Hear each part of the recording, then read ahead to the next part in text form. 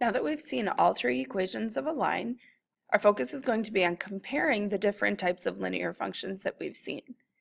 We're also going to be solving for slope-intercept form because, as I said, slope-intercept form is the only form of a line that is unique, both standard form and point-slope form. You can have many different forms of a line and it can be the same line. But for slope-intercept form, if the equation looks different, it is a different line. So we've already seen how to put point-slope form into slope-intercept form, so today we're going to focus on standard form. In order to get y alone, which is what makes slope-intercept form unique, we're going to start by subtracting that 3x from both sides. Remember not to combine terms that are not like terms. So when you look on the right-hand side, you see 12 minus 3x. I get a lot of students that want to write that as 9x. Remember, if you have 12 apples and you take away 3 oranges, you do not have 9 apple oranges. You have 12 apples, and you can't take away 3 oranges from 12 apples. So we're going to leave it as 12 minus 3x. On the left-hand side, we're left with 2y after our 3x's cancel. And to finish getting y alone, we're going to divide everything by 2. Left-hand side, the 2's cancel, leaving us with y. 12 divided by 2 is 6, and 2 does not go into 3 evenly, so we leave it as an improper fraction. Because what you're multiplying the x by is your slope, you want it as an improper fraction for rise over run. You do not want it as a mixed number. Some of you may prefer the y equals mx plus b form, so you can write it as y equals negative 3/2 x plus 6 if you prefer. Make sure you realize that that negative is attached to the 3/2 and the 6 is positive. So if you choose to flip it around, make sure the sign stays with the correct term. So now we're going to review converting from point-slope form to slope-intercept form. As I mentioned, we have seen this before, but it's been a little bit, so we're going to come back to it. So the first thing you want to do is distribute your slope into the parentheses. So we still have y minus 6 on the left-hand side. 3/4 times x is 3/4, and then we have 3/4 times 8.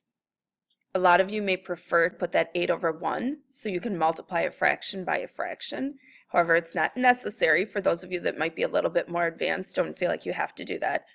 Also, for those that are more advanced, you may be able to multiply it right away instead of writing it as a separate step. For those who aren't as comfortable with fractions, I want to make sure that I'm showing all of my work so you can follow me.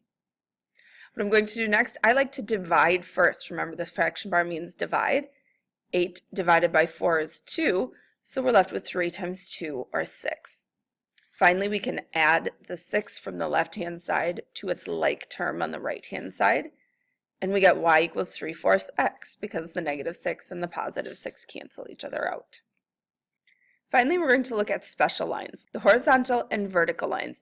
We've seen these quite a bit in different situations, but we need to revisit them because students tend to struggle with them when they don't see an x and a y variable. And we're also this time going to focus on the slope, which we haven't so much before. For some of you, it may be easier to graph it before you give the slope and before you answer whether or not it's horizontal or vertical. I'm a visual person, so I like to see the graph first as well.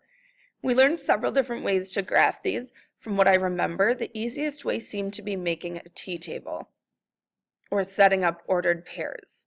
In this case, our x value has to be 4 no matter what, because if we put any value other than 4 in for x, it's going to make the equation untrue. However, it doesn't tell us anything about y, so we can make up any y value we want to, and then we can plot those points. So we get 4, -2, 4, 0, 4, 3, and then we can clearly see we've got a vertical line. So that answers the second question. Our line is vertical, not horizontal. And then the slope. Some of you prefer getting the slope from rise over run off the graph. We also have ordered pairs, so we could get the slope from the ordered pairs as well. I like doing rise over run. So as I'm looking at my graph, for example, between those 2 points, I have a rise of 3 and a run of 0. My graph does not move horizontally at all. And 3 divided by 0 is undefined. So my slope is undefined when I have a vertical line. And the second type of special line is a y equals.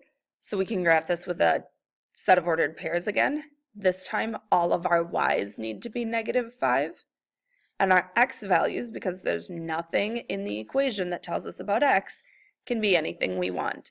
So we could do -4, 0, and 1, for example. So -4, -5,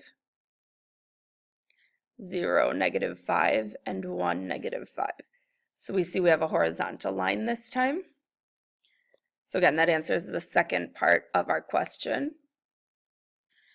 And then we can get our slope, rise over run, off of our graph. This time, I am rising 0, but running 1. 0 divided by 1 is 0, so I have a slope of 0 for a horizontal line. And here you have 2 you try questions. Please try them before you come to class so we can be prepared to start our warm-up together.